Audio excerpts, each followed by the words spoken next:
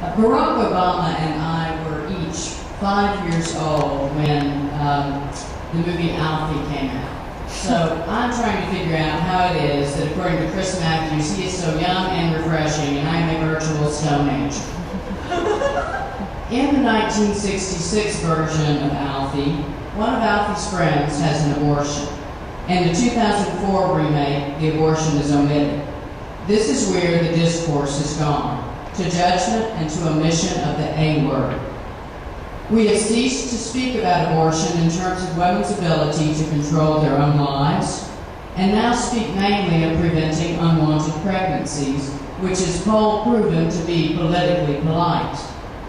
We are urged as women to make a vow toward moral ambiguity to preserve office seekers' political ambiguity. But there are consequences to this sort of patron-client bargain. It's not that Prevention First is a bad program. It's just a far cry from a complete program.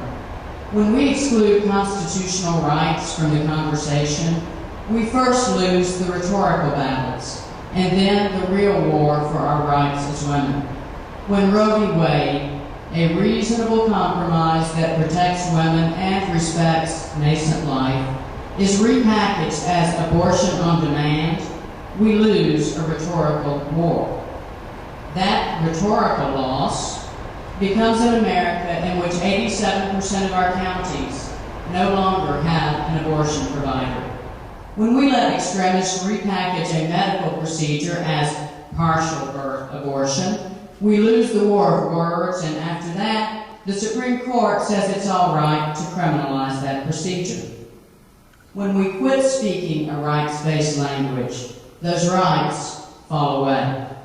They fall away into the hands of those who declare a post-feminist America, even while they set 3 generations of women fighting with each other about what feminism is anymore.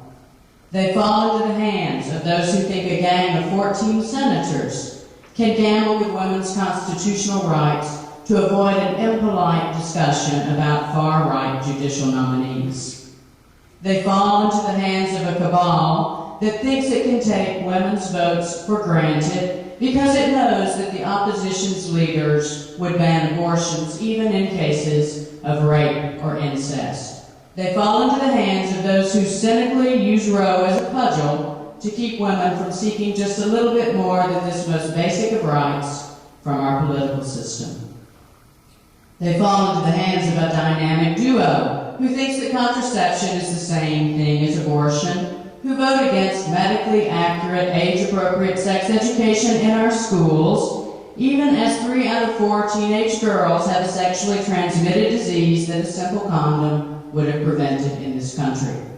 They fall into the hands of politicians so cynical that they really believe that Sarah Palin and Hillary Clinton are like perennial clothing that can be mixed and matched, even though their beliefs, their policies, and their supporters have not a single thing in common.